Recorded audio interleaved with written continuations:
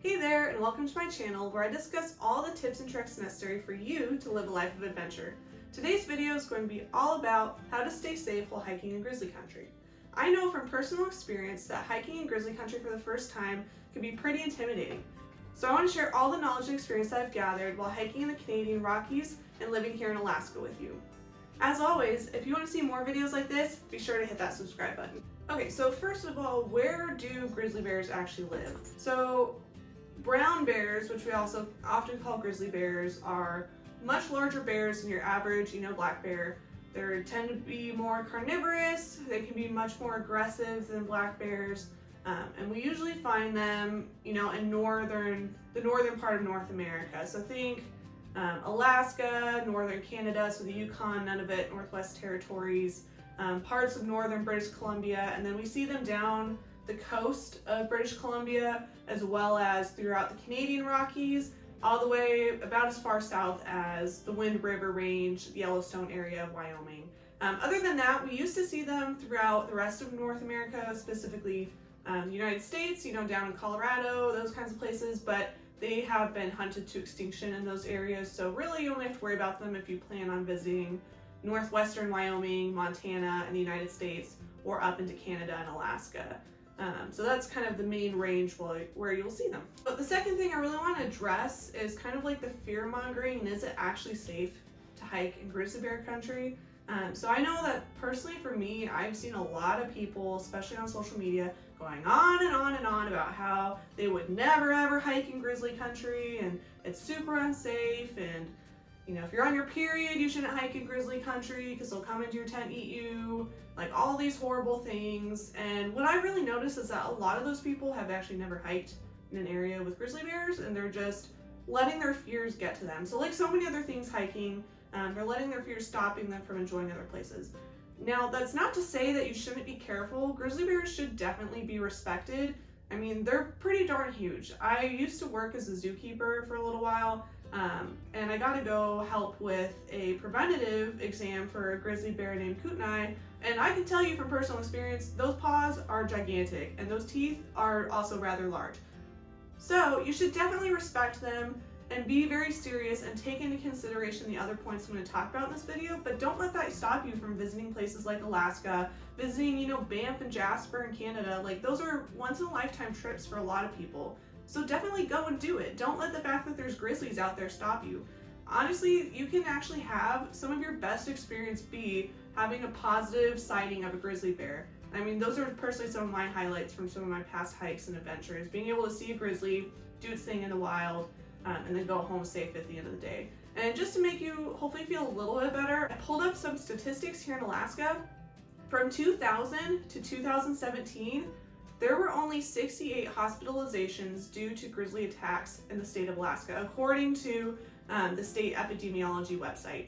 Out of those attacks, 10 resulted in fatalities, so 10 of those resulted in deaths, and 7 of those deaths were due to brown bears or grizzly bears.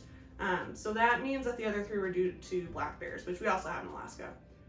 In comparison, in the year 2017 alone, there were 79 fatal car crashes in the state of Alaska in 1 year, compared to 10 deaths over 17 years in one state. And remember too, there's not that many people here driving around. There's really not that many roads compared to the size of the state here. So that's a pretty drastic difference. I bet, if you live in a large city, like when I lived in Colorado, or like a bigger, more populous state, like in 2018 in Colorado, there were well over 500 traffic-related deaths that year. So that's a pretty big difference. Like, obviously, people still died, like it happens, and that's not including numbers from Canada or Montana or Wyoming in there.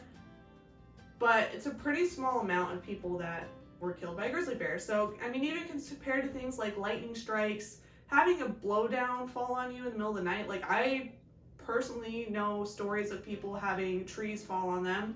I don't know anybody that's been fatally attacked by a grizzly bear. Being attacked by a cow is much more likely, or by wild dogs, or like feral dogs. There's a whole bunch of other problems out there. Quite frankly, I find things like, the natural weather to be a much bigger threat when I'm out hiking. Things like fording really quick flowing streams, extreme snow, extreme wind, and mean, I know lightning, there's not really actually that many cases, but that personally freaks me out a lot more than hiking in an area where grizzly bears are out and about wandering around.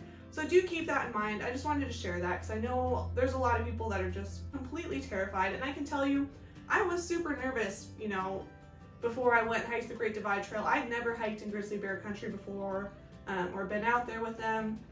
And now after doing that, and after living in Alaska here, I still respect them, and I'm still careful, and I follow these other guidelines I'm going to talk about, but I don't let it stop me from getting out. I go hike solo all the time here in Alaska. I go at least once a week, and obviously, you know, it's winter now here, so we don't see them, but even in the summer, I would still go out once a week, and I've never had a problem. So just be aware, follow these next kind of tips that I'm going to talk about. Okay, so the first kind of thing I want to talk about as far as like tips for when you're out and about, you know, either hiking or backpacking in grizzly country, is to make a lot of noise. So what I mean by that is if you're hiking alone, either clap your hands, yell, "Hey bear," every once in a while, sing at the top of your lungs, whatever you need to do. You know, usually it's kind of rude to play music blaringly loud, but maybe if you're hiking alone, you might want to consider playing music. Basically, the whole premise is you don't want to startle a bear. What I've noticed is a lot of places where you find grizzlies, so here in Alaska, in northern Montana, and the Canadian Rockies, tends to be a lot more lush than some other parts of the United States, especially like the American West. So Colorado, for instance, is pretty dry. There's not a lot of underbrush. You usually have pretty good visibility other than sharp corners. Here in Alaska is a little bit different. Like the trails here, even the ones that are maintained, a lot of times you're getting attacked by devil's club, and other plants that are just like vegetation that's taking over. So it's really easy that if you're not paying attention to just crash through and end up face to face with the bear. So you want to make sure, you know, to be making lots of noise as you're going. That way if the bear hears you, they're going to want to take off. You know, they really don't want to have much to do with you. They're not all that interested. They're not out with a vengeance to kill you. They're not saying, "Oh, hey, there's that hiker, I'm going to go eat him." Like, that's not how they're thinking, right? They just want a free meal, really is the biggest thing. So as long as you make lots of noise, try to scare them off, then you probably won't even see them. So when I hiked the Great Divide Trail in Canada in 2019 with my friend Quill, we made a lot of noise between the two of us, yelling "Hey bear" every couple minutes, singing, making memes, just even chatting on the trail. We only ever saw one bear the whole entire time, versus we met a solo hiker who was doing the trail by themselves, and they saw quite a few bears, but I kind of suspect that that was probably because since they were alone, they weren't making quite as much noise while out on the trail. So obviously along with this, take into consideration if you're in an area where it's hard for a bear to hear you. So for example, I've seen a bear here in Alaska, a brown bear, close to a river where there was some like scenic falls. There was like an overlooking a deck, and I turned around and there was a bear behind me. So it's gonna be harder for them to hear you even if you're calling, if there's a lot of extra noise going on. So take that in consideration, maybe go a little slower, pay attention to your surroundings, or just try to be even louder than you normally are. As far as your frequency of calling, you know, it's kind of like storing your food, where the rule of thumb is going to kind of be up to you and how comfortable you are. I try to kind of call every 1 to 5 minutes, depending on how dense the vegetation is, how much visibility there is, that kind of thing. It's really how comfortable you are. So I would say at least once every 5 minutes, just either shout "Hey bear" or something else. You know, obviously if you're above tree line and you have a really good field vision, you don't really even need to call. I mean, you could just kind of let them know, but you're probably going to see them and they're probably going to see you well before you get up to where they're standing or where they're at. You know, they want to avoid you. So, you know, if it's thicker brush or you're close to a creek, then maybe call more often, definitely more like once a minute. So that's kind of the strategy I use, is just make a lot of noise. I do want to mention bear bells real quick. There's a lot of people that put bear bells either on their dog's collars or on their packs. The research isn't necessarily conclusive on whether bear bells actually work or not. So just keep that in mind. Some people say they do work. Some people say that bears don't associate the sound of bear bells with humans, so they're not going to move out of the way like they would if you hear your voice. And that is what the rangers and Glacier National Park told my friend and I when we hiked through Glacier, was to not use bear bells, that they don't work. That's what they say in the video. So maybe bear that in mind, as I would say that it's much more effective to clap your trekking poles together if you have some of those, and definitely shout and make lots of noise that way. Alright, so I just want to take a minute to say that if you really like this video so far, you're finding it helpful, be sure to hit that like button. It just lets me know that this is a good video and that I should make more videos along these lines instead of talking about something else. So again, if you really like this, you think that you're learning lots about grizzly bears, be sure to hit that like button and let me know. Alright, so my next topic is going to be whether you should hike in a group or not. So you'll see when you go to most places, you go to national park websites for places like Glacier National Park, Yellowstone, the Tetons, the parks here in Alaska like Denali. They tell you to hike in groups. So I felt like I should at least mention this, is that, you're less likely to have a negative bear encounter if you are with more people. So at least 2 to 3 more people, significantly decreases the chance of a bear attacking you if you see one. It kind of goes back, I'm going to talk about what you should do if you see a bear, how you should act, but you just look less appealing to attack. When bears when they see you, they also have that split second of, oh crap, what should I do? And if you're with a bigger group, the chances of them winning is not as good, and so they're going to turn around and hightail it out the other way. Whereas if you're just by yourself and they see you and it's kind of like a 50-50, like, this person's in my space, should I fight or flight? They might be more likely to turn around and attack you. That being said, I hike solo 99% of the time, and I've never had a problem. I do usually hike with my dogs, and so I think that helps when I have seen a brown bear here in Alaska and my dog's with me, and so I think that's a little bit less appealing, especially if you have a large dog and they're pretty quiet, they're not egging on the bear. Of course, you don't ever want to let your dog chase a bear because that could lead them to you, or your dog could be mauled. But if you have dogs with you, that could kind of increase that group size and be more intimidating if you do come across a bear. But I have hiked alone without my dogs as well, especially when I was in Canada. So just, continuing to make lots of noise and take these other precautions into account, telling someone where you're going, all those sorts of things. I don't really think it's a huge problem personally. I know plenty of other people that have hiked solo, like on the Continental Divide Trail and stuff, without ever having a problem. It's just up to you and I guess what you feel comfortable with, and just be sure to be safe and take precautions if you do choose to hike by yourself. Alright, so my next tip is true no matter whether you're hiking in just black bear country or in grizzly bear country too, and that is to be conscious of your smell bowls. So this is not quite as applicable if you're day hiking, but you should still kind of keep that in mind. But definitely if you're backpacking out here in grizzly country, be sure to be careful of your smells. So some people go way over the top with this. I mean, there's really kind of a spectrum, right? Where you could be at one end where you carry like an extra pair of clothes for every day, like a completely separate backpack for all of your food, or you just don't bring food at all and starve yourself. Or you could be on the other side where you just don't care and you're a slob and you spill on yourself and you sleep in your clothes and sleep with your food as a pillow, not in an odor-proof bag. So there's a spectrum. I kind of go for somewhere more in the middle to a little bit more, conservative. And that's just to be aware of where you're eating, where your food is. Try to keep your camp clean. A lot of times what I'll try to do is eat before I get to camp. So eat like, an hour, half an hour, take a break, eat dinner, hike a little bit more and then camp. But even then I always don't do that. Here in Alaska, there's a lot of trails that have really great campsites with a food area, as well as like a tent area that are pretty spread apart. Same is true in a lot of the national parks in Canada, as well as Glacier, where they have like an eating area with a bear locker and then a nice tent area that's separate. Clothing, I don't really change clothes. I'm just pretty careful about not keeping anything in my tent that smells overnight. So I don't even sleep with water that has like Mio or anything in it, and that's something I do here that I don't necessarily do in Colorado. I definitely would never cook in my tent here, just personally, and I definitely, if I don't have access to a bear locker, I bring an Ursack and, put my food away in a bag, hopefully where a bear won't be able to get to it. Or if they do come by and check it out, it's not close enough to my tent that they're gonna come over and check out my tent. So that's just kind of what I do with food. Remember that it should include other things that smell too, not just food. So toothpaste, if you happen to hike with deodorant or something, maybe consider moving that too.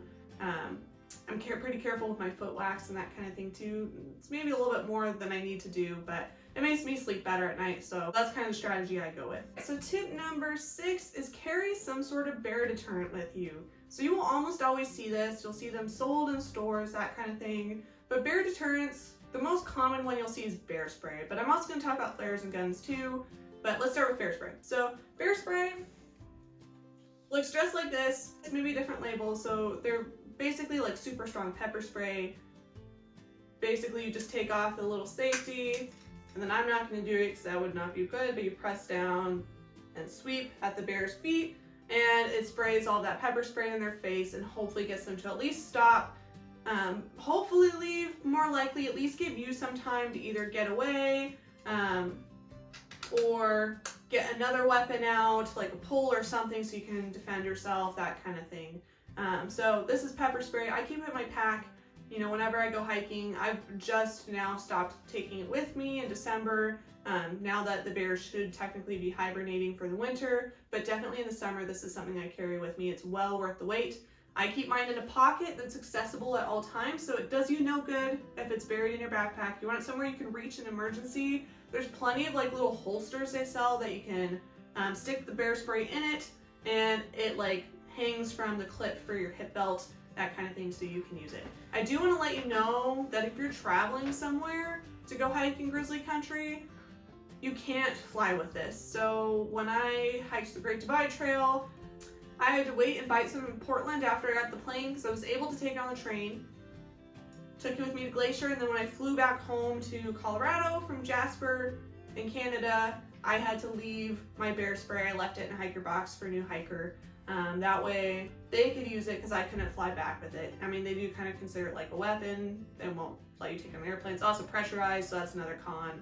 So yeah, so no bear spray on airplanes. Another option that I've heard of from some locals here in Alaska is using a flare. So here, you know, I live here in Homer where we have a big fishing industry, lots of people with fishing boats and recreational type boats, and they're required to have some sort of flare as like a safety measure so they can call for help if needed. And those flares technically have an expiration date, and so whenever they expire, they get rid of them and have to buy a new one. So what some of my friends have done is they've gone to this local boating store in town where people dispose of their old flares that are technically expired, and they go there and ask them if they have any, and since they're expired, in quotes there, they'll give them the flares for free. And the flares still work, so then they just carry a flare in their pack. They practice with them so they know how to use them beforehand, and then if they do see a bear, they can pull out the flare, wave the sparkler at them to keep them away. And that is another good deterrent. Obviously take into account if it's super dry, that kind of thing. I would definitely recommend getting some extras to practice, that way you don't burn yourself if you're in a panic, and all those other good things. So that is another option. You can consider carrying both a flare and bear spray and take with you. So another bear deterrent that I'm going to talk about is one that I really don't honestly have too much experience with, but I also heard from these friends that are Alaska locals, and that is like a bear fence. So it's kind of like an electric fence to keep bears out. They're relatively lightweight. Basically, you take it, and when you camp at night, you take it, stake it out in a perimeter around your tent with your food on the outside stored properly. So that way if a bear tries to come up and investigate your tent, they'll theoretically get zapped, say, oh, this isn't worth my effort, and then hightail it out of there and leave you alone. I've heard varying reports on how well they work. Some people have said they work really great. Others say that they've seen dogs run right through it, so they don't really think it would work. Obviously, it's more weight, but it might be something to consider, especially if you're going out into pretty remote wilderness. These people that used it up in like Gates of the Arctic National Park, where really you are very far away from any sort of civilization, not even roads. I mean, we're talking villages that are flying, like you're hours away from even those places. So it might be extra protection that you could bring with you. Great if you're including some sort of pack rafting or rafting type thing where you can carry that extra weight. So lastly, I do want to address guns. And to be honest, this isn't my area of expertise. I've never carried a gun with me hiking, so I can't speak maybe as well as some people that are hunters. You know, hunting is a pretty big deal here in Alaska, and so lots of people have guns with them. But what I have read and what I've heard is that really guns are about as effective as bear spray and those other kinds of deterrents, just because it really depends on what sort of caliber you're carrying, how well you're trained to use them. You know, they're not as idiot proof as, say, a can of bear spray, and you really have to know what you're doing. And the thing is too, if you don't have a large enough caliber, even if you hit the bear, if you don't hit them in the right place, or even sometimes if you do, it might not stop them. So you want to be knowledgeable, know how to use it. The other thing too is if you're hiking like a longer distance or something, you want to be aware of the fact that you can't always carry guns with you into places like post offices, and there's other places where guns aren't allowed either, so that might be a downside as well, along with flying and that kind of thing. So, but some people do, I've heard of people who have been out hunting and had bear charge them, and had to use firepower as like a last resort means, and it's worked and it saved them. So that might be something you consider. Personally, I'm going to stick with bear spray and possibly flares, and that seems to work just fine for me. All right, so now you know where you'll find grizzlies, how you can kind of keep them away, all those sorts of things, let them know you're there. But what do you do if you actually come face to face with a bear? So say all these other things don't work, you come around a bend and there is the bear standing right there staring at you in the face. First and foremost, I'm going to tell you this, stay calm. So both times that I've seen bears, that has been the biggest help. The one time that I saw a bear probably within 100 yards, I don't know, I'm really bad with distances to be honest. We had that split second where I just stared at it stared at me. It was just kind of like, for about 30 seconds, I didn't do anything. It just turned and hightailed it out there. I didn't even have to do anything. So by staying calm for that split second, it left. It wasn't a problem. It was a really good encounter. And so staying calm is the first step. And this goes even if things kind of escalate. So now you've seen it, you're staying calm. The first thing you want to do after that is to make yourself appear large. I would also maybe talk a little bit, not be super loud, but kind of let it know that you're there. That way it's not startled. So quietly start talking to it. Raise your hands above your head. If you have trekking poles, raise your hands up. If you have your kids with you, be sure to keep them close. Same if you have dogs with you and they're off leash. I would put the leash on, try not to bend down or look small, so if you can stick that leash on just by squatting, keep them close with you, those are all good things. Keep your whole group together. If the bear is on the trail, try to step off the trail. That way if it needs to move past you, it can. Basically, you just want to do your best to try to stay out of its way. Always when you're moving, be sure to back up slowly, don't turn around, and definitely do not ever run from a bear. They're much faster than you are, so you're much better to try to slowly get out of its way. Kind of let, like I said, let it know that you're there. Be aware if it has cubs or not, because mothers with cubs tend to be much more aggressive than other bears. So just be aware of your surroundings, try to get out of its way, let it go about its day and do its thing. So if that doesn't work, the bear has decided that you have somehow offended it and it's not going to be a good day for you, then the first thing you want to do is try to act dead. So if it comes up and starts attacking you, just fall to the ground, cover your vitals, so cover the back of your neck, roll into a fetal ball, and try to pretend to be dead for a couple minutes. If it's pissed off and you act dead, it might say, okay, not worth the effort, and turn around and walk away. However, if that doesn't work within the first couple of seconds, then don't keep playing dead. It's just going to kill you. Get up and fight back. Take your poles, whack it, do whatever you have to try to make it really hard for that bear to get you. Whatever you do, fight back. So like I said, hopefully it never comes to that with a bear. Hopefully my other tips will help you always have good encounters, so that way you have really cool stories to take back and share with your friends and families, as well as the confidence to, get out there and see some of these really neat places, because quite frankly, there's a lot of really beautiful country that also happens to be inhabited by grizzly bears, whether it's Banff National Park, Denali, Yellowstone, and all the country in between. There's tons of really cool things to see. So please don't let being afraid of grizzlies stop you from getting out and seeing all of these beautiful natural wonders. And honestly, having the bears out there just adds to that experience. So if you really enjoyed this video today and found it helpful, be sure to hit that like button. If you want to see more videos like this in the future, like my next video, which is going to be on how to get started hiking with dogs, also be sure to hit that subscribe button. If you have other tips and tricks that you've used in Grizzly Country or that you think I've left out, be sure to let me know in the comments. I'd love to hear from you as well. So that's all I got for today. Hope you guys have a great week of adventuring, and see you guys later.